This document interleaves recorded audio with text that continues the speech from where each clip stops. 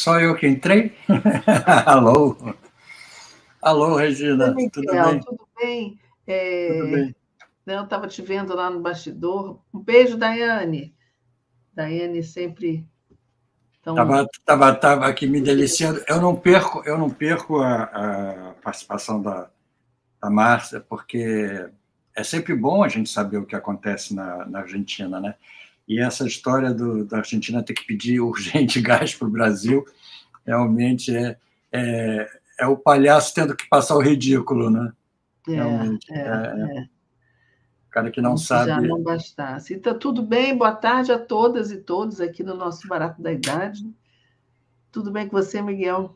Tudo bem, curtindo aqui o passar do tempo, né? Já que não nos resta outra coisa. Entendi. Já que este é o nosso tema, eu tive uma ideia que eu quero até mostrar antes do nosso convidado chegar. Deixa eu botar meu óculos aqui, porque a idade pede o óculos. Eu fiz uma charge que é muito interessante sobre essa questão do tempo, né, para o mais jovem e para o mais velho, né? Então eu vou compartilhar aqui com a gente, que é um pouco isso aqui. É bom tirar essa faixinha da barra. Eu não sei como é que você consegue tirar, mas Deixa eu tirar, peraí. eu também consigo, mas eu tenho uma certa, pronto, tenho uma certa perigo. Eu estava com essa ideia de botar o menino e o velho na mesma cena, não conseguia, né? Aí eu tinha uma ideia de o que você está vendo aí na frente, entendeu? Aí até acabei chegando nessa conformação que é boa para os dois, né? Que o mais velho vê tudo que ele já viveu e o mais jovem não consegue ver ainda o que ele vai viver, entendeu? Então é uma diferença que você tem a vida pela frente, só que você não sabe o que vai ser a sua vida. E o mais velho já viveu e tem certeza do que ele viveu, entendeu? Isso aí mostra bem a diferença de. Acumulou suas experiências, Exatamente. mas olha para frente também, né? Olha, mas ele está, no caso, ele está olhando, a frente dele é para o lado de cá, é para a esquerda, coincidentemente. É uma coisa que o Ziraldo sempre me dizia, né? Ele dizia isso: Miguel, eu tenho uma coisa que eu tenho certeza que você não tem ainda, que eu já cheguei na idade que eu estou e você não sabe se vai chegar ainda, entendeu? Então, um pouco era essa a afirmação dele, que de uma certa forma dava uma certa tranquilidade para ele, entendeu? Mas o nosso tema é sempre esse. Eu acho que é um assunto que não se esgota, e quanto mais tempo passa, mais a gente tem assunto para falar, mais coisas surgem e a gente vai percebendo como as pessoas mais velhas são protagonistas ainda da boa parte do mundo, entendeu? Como, infelizmente, todas as questões duvidosas, as questões que a gente hesita em aceitar, que a gente coloca em dúvida, em questionamento, são as questões mais jovens que a gente está vendo. A Márcia Carmo estava dizendo que o eleitorado do Milei, boa parte é composta de jovens, ainda são jovens que não se questionam. A experiência, a abstração, o estudo, o questionamento, infelizmente, está virando coisa dos mais velhos. Mas, o Miguel, então, vamos aproveitar, a gente tem um convidado super especial aqui hoje, é o Jorge Félix, jornalista, professor da Universidade de São Paulo, na pós-graduação em gerontologia, ele é especialista em longevidade, já escreveu um livro, já vamos falar do livro dele, doutor em ciências sociais também, ele é pioneiro nessa pesquisa sobre a economia da longevidade no Brasil. Muito Autor de interessante. vários livros, e tem um livro que é justamente Economia da Longevidade. Vamos trazer o Jorge Félix aqui no nosso Salve, programa. Jorge. Boa Salve, tarde, Jorge. Salve, Jorge. Eu falei sem querer, salve, Jorge. salve, Jorge. Salve, Jorge. Salve, Miguel, salve, Regina e todo mundo que está assistindo a gente. Tá tudo bem, né? Prazer estar aqui com vocês. Prazer é nosso, a gente já te agradece por ter vindo aqui no feriado, né? A gente esquece que é feriado, porque a gente trabalha... Feriado, mas eu estou trabalhando normalmente. Só saí para almoçar e voltei, porque a gente não para, né? Soube hoje que esse feriado foi um feriado inventado, né? Tem uns 200 anos, eu acho, com uma pessoa na Bélgica, ou alguma coisa, uma religiosa, uma pessoa, que disse que a Eucaristia precisava de uma data. Entendeu? Então, instituiu-se essa data como a data da comunhão, do corpo de Cristo, entendeu? E então não tem muita... É uma data completamente artificial, inventada pelas pessoas, entendeu? Para festejar a Eucaristia. Então, vamos lá. Dizem que nem é feriado, né? Eu não, ontem, né? É ponto facultativo, né? Ponto facultativo, exatamente. Não sabia disso. Mas olha só, então, queria falar um pouquinho aqui com o Jorge Félix, meu amigo há muito tempo, meu contemporâneo no Jornal do Brasil, e queria justamente perguntar, Joff, como é que você, do jornalismo diário, você foi ingressando nesse tema da longevidade? Como é que aconteceu isso na tua carreira? Você já veio aqui antes, mas eu nunca te perguntei isso. Então, e aí para falar para o pessoal que está assistindo a gente, acho que até para o Miguel, né? Eu e Regina trabalhamos, né, no Jornal do Brasil, então assim, acho que ela tem né, a gente tem conhecimento um do outro, né? E eu particularmente como repórter, né? De política e um pouco né? Comecei a fazer economia. E aí, Regina, foi assim, eu fui para Brasília, você sabe disso, né? No início do governo Fernando Henrique, em 95, e chegando lá, o governo estava mandando todas aquelas reformas para o Congresso, né? E a Rosângela Bittar, que era a chefe da redação, ela dividiu lá as reformas para os repórteres, né? E eu fiquei um pouco lá com a reforma fiquei com a reforma da Previdência, e muito pouquinho com a reforma administrativa, porque a reforma administrativa ficou com a Eugênia Lopes, né, que também é a sucursal. Então eu comecei a frequentar, naquela época não tinha Google, né? Nós três aqui somos do jornalismo sem Google, né, pessoal? Sem Google, exatamente. Departamento de pesquisa. Sem celular. Então, e até Miguel, sem computador, hein? Até sem computador. Não tinha na minha época. Eu, quando uma vez entrei na redação do Globo, vi aqueles computadores todos, eu levei um susto, entendeu? Eu não estava habituado. Então, e aí lá na sucursal, por exemplo, você falou do arquivo, né? Lá na sucursal nem tinha arquivo, né? A gente tinha e aquilo tudo era muito novo, né? Não tinha material até de arquivo que a gente pudesse consultar. Você tinha que realmente participar das audiências públicas, das audiências das comissões, enfim, acompanhar. E os deputados começaram a publicar muitas brochuras, né, explicando a questão da Previdência e tudo.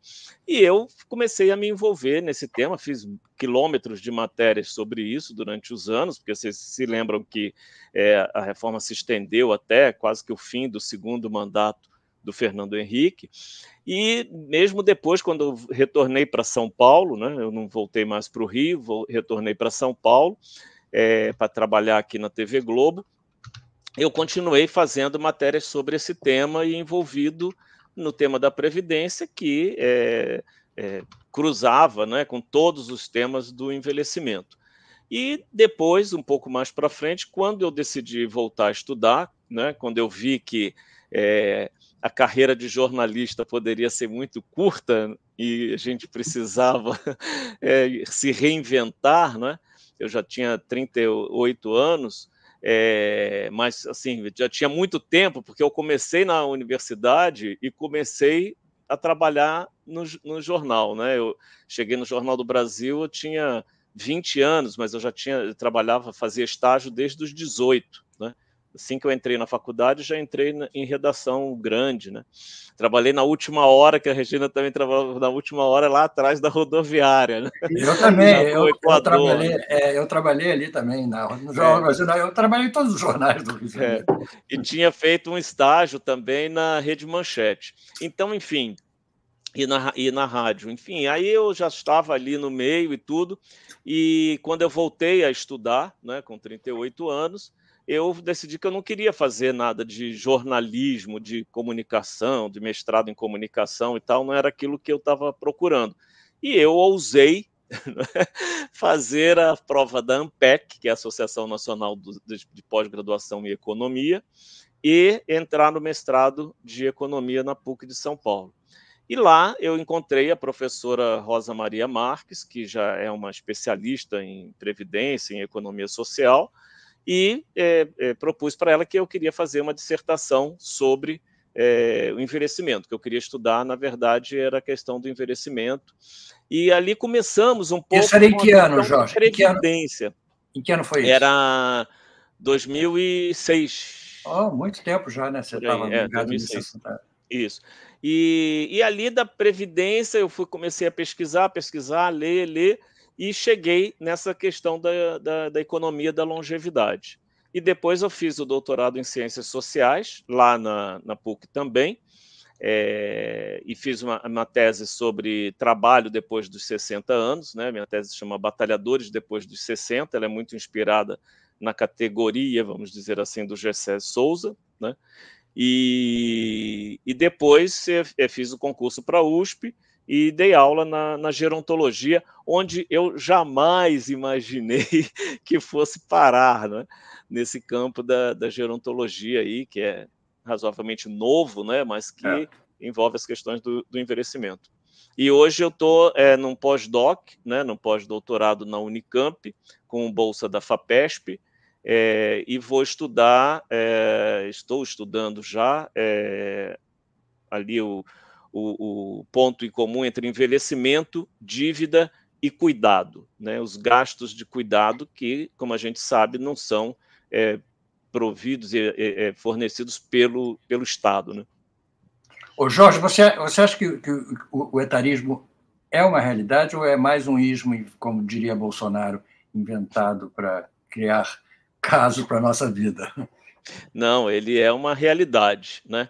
E assim, Miguel, eu traduzo, né? Porque o termo original é ageism, né?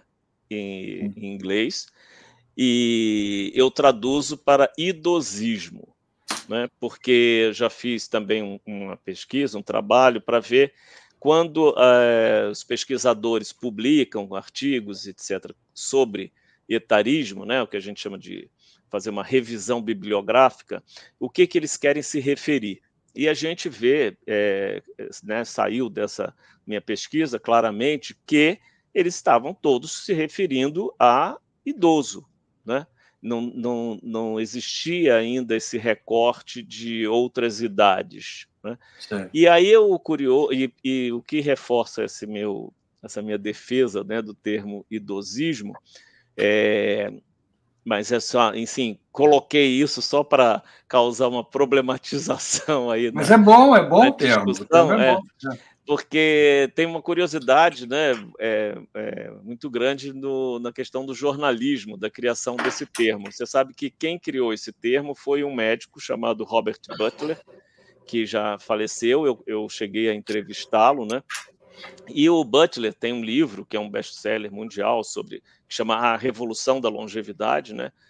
E ele, né? Eu discuti exatamente isso com ele numa conversa telefônica, né? Nessa entrevista que eu fiz com ele, essa questão da tradução, né? E falei para ele falava espanhol e tal, e ele concordou comigo. Um pouco, né? Não expliquei para ele o termo em português, mas o curioso é que ele criou esse termo dando uma entrevista para o Bob Woodward, para o Washington Post, e naquele momento da entrevista ele soltou aquele ageismo, e o Bob Woodward, né, evidente, muito bom repórter, sacou logo, opa, tenho aqui uma... e manchetou lá o termo, né? E era uma entrevista de página inteira, e isso ficou aí, foi como foi criado o termo, tem essa curiosidade. E o Bob Woodward, nessa época, já devia ser idoso, né? Sim, eu acho que ele já... Não, mas isso foi em 68. Nossa, isso aí, essa entrevista? Esse termo é de 68. Não, então ele estava em 68, estava em plena atividade. atividade. E o curioso também é que a ex-mulher do Bob Woodward, que é a Kate Woodward, ela é uma acadêmica que é uma grande referência para a gente nos estudos de envelhecimento. Você veja só. Olha só, que interessante. A Kate Woodward tem muitos trabalhos aí publicados. Jorge, quais são os pontos principais na questão da economia da longevidade? O que você considera mais importante? Por que caminhos você vai? Então, a economia da longevidade né, eu fui desenhando assim aqui, pelo menos aqui no Brasil, mas eu acho que também tinha pouquíssima, quase nada em relação a isso quando eu fiz o mestrado, que é basicamente você impulsionar a sua indústria com base, né, o país, né, com base na mudança do perfil das famílias, famílias com menos crianças e famílias com mais idosos. Então, essa família, né, você parte do conceito básico de economia, que é a economia domiciliar, né, familiar. Essa família vai ter outra cesta de consumo, vai deixar de consumir algumas coisas e vai passar a consumir outras coisas, e com o fenômeno da longevidade, esses outros bens e serviços vão ser consumidos durante muito tempo. E porque você tem uma longevidade, né? E precisam ser acessíveis. O que a gente tinha até então? Era só uma ideia, né, idosista, né, uma ideia do envelhecimento como uma carga, né, uma carga fiscal para o Estado, uma carga para as famílias, aquela imagem do idoso sempre como até mesmo... E que continua sendo um pouco, né?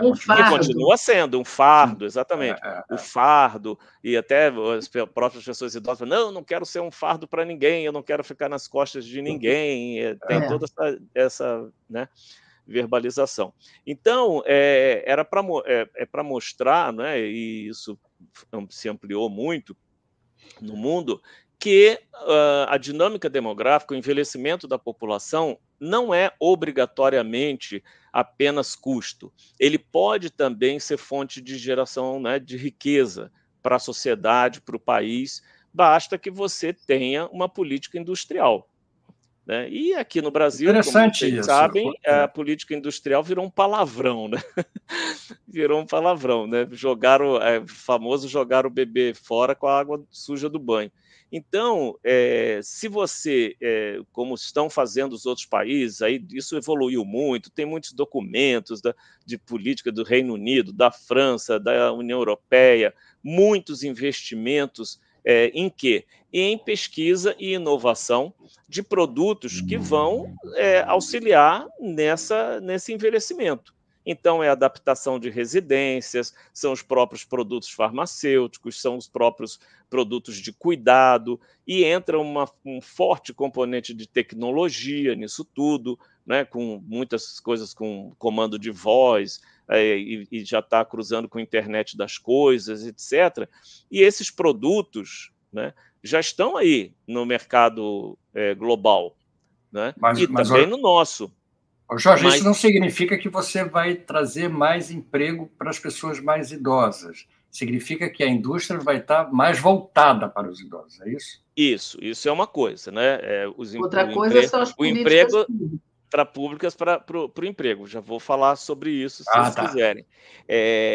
Aí eu estou aqui assim, tratando só dessa visão, né, de que o envelhecimento é obrigatoriamente mais custo e que ele não vai render nada, etc. E tal. Então, isso daí já está amplamente, né? E aí a Regina falou generosamente do meu livro, né? Então nesse livro Economia da Longevidade eu explico tudo, dou essas referências e tal, que é a parte lá do meu trabalho no mestrado. Quanto à questão do emprego, a gente vive, e aí só para completar, quer dizer, qual é o risco para o Brasil? É nós continuarmos com um processo agudo de desindustrialização, né? E nós vamos consumir esses produtos, já estamos consumindo esses produtos, né? fralda geriátrica, medicamentos, alimentação especializada, que são esses vários shakes que vocês veem aí pelo mercado. Enfim, é uma infinidade de produtos que entrou com força na casa das famílias com idosos, né? Aparelhos para surdez, tudo isso. E tudo isso que está sendo consumido no Brasil é importado, praticamente importado. Quer dizer, você pode até ter a fábrica aqui no Brasil, como fraldas, esses nutrição especializada, etc. Mas o componente importado de matéria-prima, ele é elevado. Então, portanto, caro, mais caro. Portanto, é mais caro, né? É um peso do dólar muito alto, e, portanto, você está, como disse já um ministro da Economia, né, vazando o PIB, né? O PIB vaza. Ah, você consome mais, aquele coisa, mas aquilo não fica aqui. A gente sabe que esse recurso é enviado para esse lucro. Para ficar no PIB, para ficar no tema, é um PIB com incontinência, é isso? É um PIB com incontinência, né? Vaza para o ralo do vizinho, né? Exatamente. Então, esse é o quadro, assim, bem simplificadamente. E quanto à questão do emprego, né? Aqui no Brasil, particularmente, bom, a gente tem um fenômeno mundial que é totalmente paradoxal, mas que é você, cada vez mais, o mercado, pelo menos o mercado formal de trabalho, descartar, não é? Eu acho que a palavra é essa, descartar aquelas pessoas que começam a ter, não é nem envelhecer, né? Assim, isso foi sendo antecipado hoje, segundo pesquisas internacionais, você tem uma idade de corte no mercado de trabalho mundial de 45 anos. Quer dizer, você tem uma carreira ascendente até os 45 anos, depois dos 45, ou você estaciona, ou você vai para o que uma pesquisadora, né, muito conceituada na sociologia mundial, que é a Anne-Marie Guillemard, a francesa, ela chama de fragilização da segunda metade da carreira. Então, ela diz que nós estamos vivendo esse fenômeno mundial, né, porque ela fez pesquisas em vários países. E isso decorre tanto de você ter um peso de uma financiarização das empresas, ou seja, as empresas querem cada vez mais uma margem maior e mais distribuição de dividendos para os acionistas, etc. Então, compromete a força de trabalho, né? Isso Mas é verdade? Isso já está lá no capital. Não, isso acontece de fato. Que acontece de fato. Isso, né, segundo muitas pesquisas aí da Anne-Marie Guillemard, ela na década de 70 já alertava para isso, com o avanço da tecnologia, né? Agora nós temos um avanço da tecnologia nas fábricas, né? Que assim, em outras palavras, né, a economia hoje, você pode produzir mais, muito mais, empregando muito menos, né? E então, também empregamos gente com menos idade, né? Com menos idade para pagar salários de mais baixos, né? Mais baixo. Exatamente. O idoso custa mais caro, né? Custa mais caro. E aí eu acho assim, que na minha tese eu coloquei isso, quer dizer, é de certa forma ingênuo você ter esse discurso, né, que muitos colegas até têm, que assim, não, a experiência, porque as empresas não vão poder abrir mão da experiência dos trabalhadores idosos, mais velhos, que viveram isso, viveram aquilo. Isso é comprovadamente, né, em pesquisas de sociologia do trabalho, a experiência incomoda, pessoal. Porque se você quer reduzir a qualidade para gerar mais lucro para o acionista, né, tudo. Você não pode ouvir a voz da experiência. Você não pode ouvir a voz da experiência. Claro. Nós três aqui podemos ser exemplos disso, né? Você chega lá e fala assim, não, gente, mas essa matéria, não, mas essa charge aqui, né? Não faz, não, mas essa charge aqui o cara não cobra nada, ele vai deixar publicar de graça porque ele é jovem, ele está querendo, né, construir a carreira dele, então vai por essa daqui mesmo. Não é assim que está funcionando? E não foi assim que se perdeu a qualidade aí em praticamente todos os jornais? Então, imagina isso num processo, né, de uma indústria de alimentos, de todos os setores, né?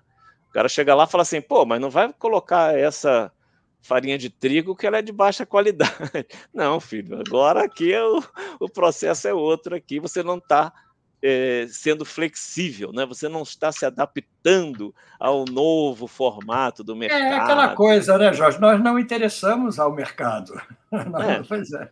Mas, Jorge, diz uma coisa, desde que você começou a trabalhar, a estudar esse assunto e a trabalhar com isso, o que melhorou nesse aspecto?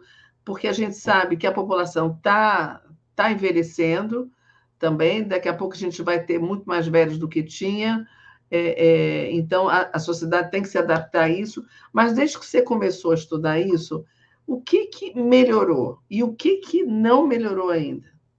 Então, eu acho que o que melhorou foi porque, claro, com o envelhecimento da população brasileira, né, que coincide com esse meu período que eu comecei a estudar isso, o tema ficou muito mais evidente, né?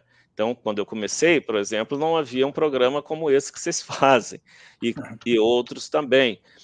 Os jornais, né, a imprensa, falar em jornal é bem revelar a idade, né? Mas a imprensa toda começou a se voltar para esse tema, né? Nós temos cada vez mais pesquisadores no tema, cada um trazendo uma contribuição, um pensamento crítico. Então, eu acredito que nós estamos, ainda não chegamos lá, mas nós estamos num processo, né, de reflexão e de revisão da questão do envelhecimento, né? Agora, você vê que é o que eu estou mais envolvido no momento, que é a questão da economia do cuidado, né, que cruza com a economia da longevidade, com a economia solidária, com a economia criativa, em vários aspectos. A economia do cuidado passou a ter uma grande visibilidade, né, a ponto de você hoje ter, né, um país discutindo uma política nacional do cuidado, né? Nós fazemos uma pesquisa, né? Eu participo também de um grupo de pesquisa lá no SEBRAP, que é o projeto Who Cares, que é um projeto Rebuilding Care em Post-Pandemic World, né? Quer dizer, reconstruindo o cuidado na pós-pandemia, no mundo pós-pandemia. É um projeto internacional que envolve 5 países, né? Eu agora, dia 15, vou para o Canadá para fazer o segundo encontro desses pesquisadores. Isso tem tido um impacto muito grande no governo, na política nacional do cuidado que está sendo discutida e que a lei vai ser discutida provavelmente no Congresso Nacional.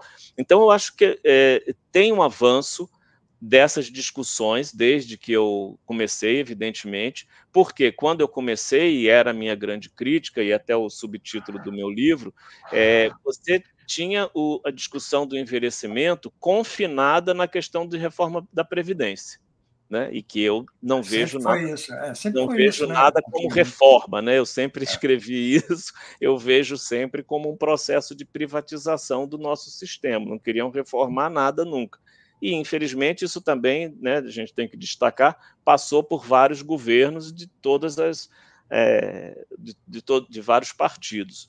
Então, isso melhorou muito, porque o tema foi ampliado. Hoje você discute menopausa abertamente, você discute a questão de trabalho abertamente, da questão do etarismo, que ganhou uma grande relevância aí na imprensa. Isso tudo, quando eu comecei, principalmente na década de 90, quando eu cobria lá a reforma da Previdência, esses assuntos não existiam na sociedade, né? Então, eu acho que essa tem sido a grande evolução, o aumento de cursos de gerontologia, né? Agora, por exemplo, na USP, nós conseguimos a aprovação do doutorado, então vai ser mais procurado.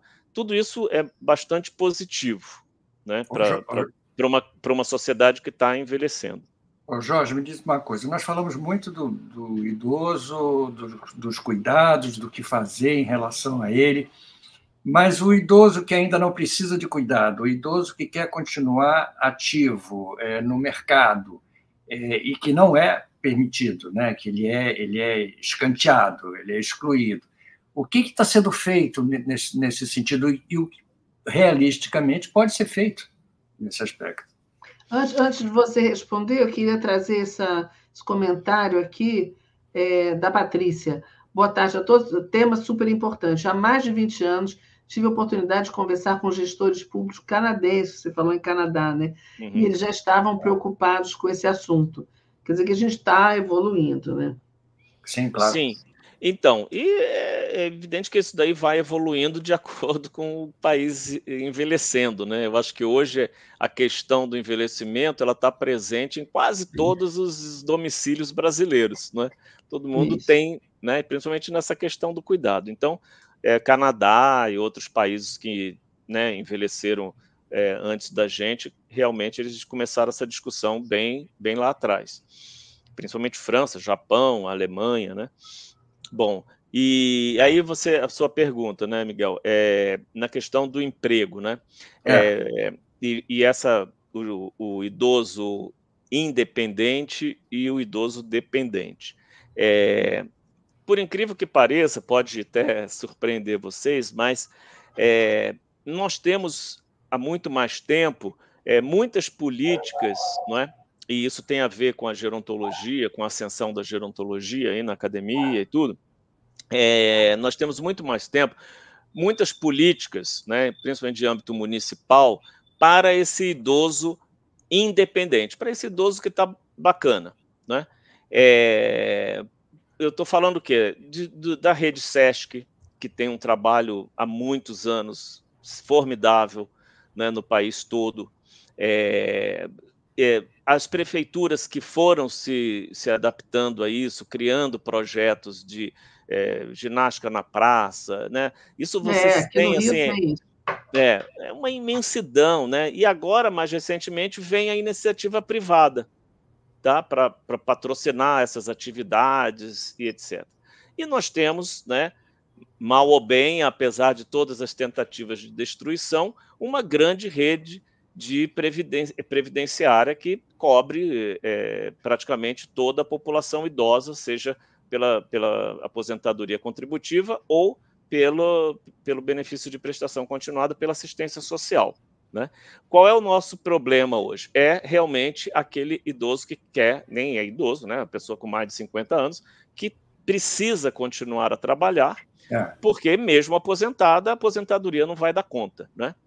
E eu vejo um problema aí, claro que tem todos esses problemas que eu coloquei aqui, quer dizer, o avanço da tecnologia, as fábricas escuras, como eles chamam, né? Você tem fábricas aí por exemplo, da grande produtora de Gillette bom, já falei o nome, que é Gillette para... Gillette é o termo genérico hoje. Pois que ela produz tudo numa fábrica que não tem ninguém, que nem acende a luz, né? Então, assim, é isso que a gente está nesse momento, assim como suco de laranja, né? Essas fábricas de muitos produtos hoje que não precisam de gente. Mas aí é uma verdade para todo mundo, todas as idades. Né? Para todas as idades, mas aí, evidentemente, como você falou da questão do salário mais baixo, se ele tiver que contratar, ele vai contratar com salário mais baixo e deixar aquele que quer um salário mais alto fora. Mas, além disso, que eu tenho chamado a atenção nas coisas que eu escrevo, você tem um outro problema, né? Como que você pode mitigar um pouco essa crise do trabalho depois dos 60? Vai depender, sobretudo, do investimento no SUS, do investimento na saúde pública. Muito importante. Um dos problemas que faz com que a pessoa com mais idade seja demitida é, sem dúvida nenhuma, o gasto do plano de saúde. Então, a empresa, na hora que ela vai demitir, ela vai, opa, isso aqui começou a usar muito, porque, só para o pessoal entender, quando a empresa contrata um plano de saúde, né, ela é um cálculo ali mutualista, né, como é o mercado inteiro, mas assim, dentro daquele universo, é uma empresa, 3.000 funcionários, né, é um cálculo mutualista. Se um é internado com home care e o outro também, eleva o valor de per capita, né, por cabeça para todo mundo. E aumenta esse elemento do cálculo do custo do plano de saúde. Quando a empresa vai negociar com o plano de saúde a cada um ano, o plano de saúde fala, não, ó, teve muita utilização do plano de saúde, então o seu reajuste vai ser de tanto, 50%, né? Outros e não tem controle. E dificilmente ela. Então, assim, o jeito que as empresas têm encontrado, mais uma vez, com a lógica de gerar valor para os acionistas, né? Aumentar o lucro dos acionistas, você diminuir essa despesa, esse item de despesa, que em quase todas as empresas é assim, não interessa o porte. Folha de pagamento é o primeiro gasto, impostos é o segundo gasto e plano de saúde é o terceiro gasto. E se você investir na saúde pública, você está facilitando a continuidade. Exatamente. É engraçado, né? Porque por mais que o país esteja envelhecendo, uma contradição, né? Por mais que o país esteja envelhecendo e o Brasil está envelhecendo, a política em relação ao envelhecimento é absolutamente hostil à pessoa mais velha, né? Você está realmente não interessa ao mercado, né? O idoso não interessa ao mercado. É contraditório isso. Como é que a gente vai resolver? Como é que a gente vai melhorar essa situação? Você acha isso, Jorge? Eu acho assim, muita coisa já melhorou, evidente, né? Muita coisa melhorou, isso que eu estava falando para vocês, você ganhou uma visibilidade muito grande, isso se reflete em políticas, né? Em leis, né? Em regulamentação. Qual é o desafio? É tirar essas leis do papel. Se nós tivéssemos, por exemplo, né, a Política Nacional do Idoso, que é de 1994, o Estatuto do Idoso, né, que é a Lei 10.741 de 2003. Se nós tirássemos essas leis do papel, se elas tivessem sido efetivamente implementadas, né, você teria uma outra realidade, né? Até porque você teria como a gente chama, uma educação gerontológica maior da população, né? Ela saberia os seus direitos, saberia o que o país tem que fazer e tal, e isso influenciaria na decisão de voto. Então, tudo isso melhorou, não é mais como antigamente e tal, mas ainda não está longe de ser o ideal para nós enfrentarmos todos esses desafios, né? Eu falei da questão da previdência social. Você hoje tem, antes da primeira reforma lá do governo Fernando Henrique, você tinha em torno de 25% só de pessoas aposentadas contributivas, né, pelo regime geral da Previdência Social, que recebiam um salário mínimo. Hoje, depois de todas essas reformas, esses 25% se tornaram 65%. Então, 65%, 67% de quem recebe aposentadoria contributiva recebe no valor de um salário mínimo. Então, o que o Brasil fez? O nosso sistema de repartição, o nosso sistema previdenciário, ele foi se transmutando num sistema de assistência social. Na verdade, é um sistema de assistência social, porque quem recebe o teto, pessoal, é menos de 1%. Menos de 1% que recebe o teto. E isso teve qual consequência?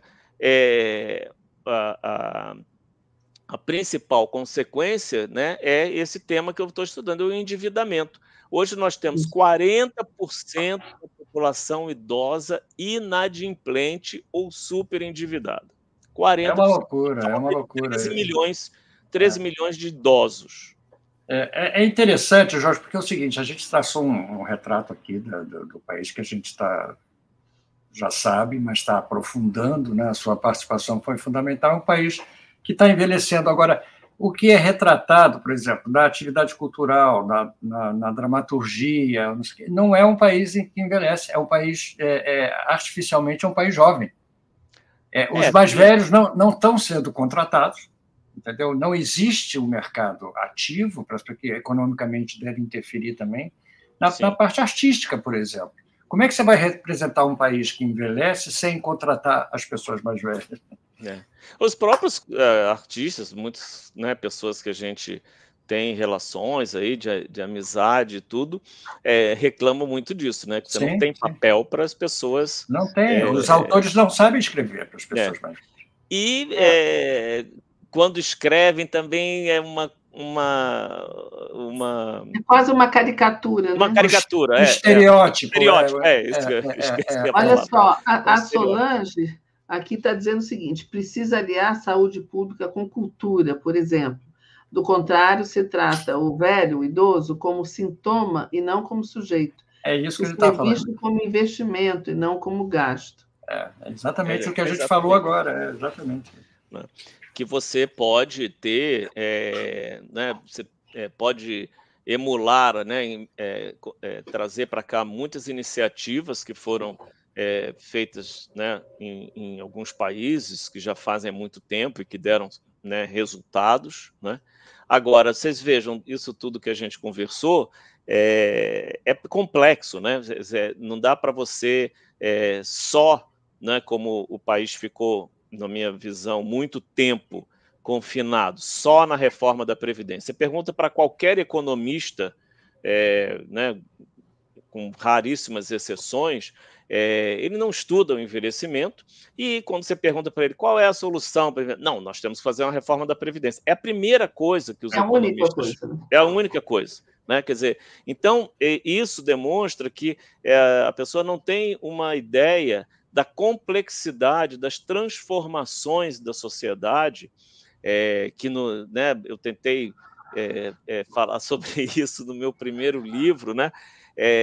O Viver Muito, lá atrás. É uma sociedade super envelhecida, para resumir, é uma sociedade completamente diferente do que nós vivemos até hoje. Porque e é por isso que eu digo que a longevidade é um grande fator perturbador do capitalismo, porque o capitalismo nunca viveu essa longevidade e esse nível de envelhecimento. Verdade. E a gente tem que esperar os economistas envelhecerem, né? Para pensar em outras soluções, em vez de só a Previdência.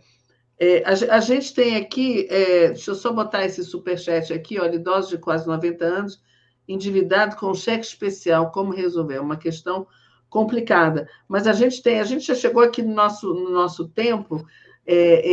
Queria te passar a palavra assim, para alguns segundos, você dizer alguma coisa que você queira para a gente se despedir. Tá. Não, só para falar uma palavra sobre essa questão do endividamento. É exatamente o que a gente está estudando agora, eu e a professora Gita Grindebert, lá da Unicamp, e a gente chama isso de financiarização da velhice, né?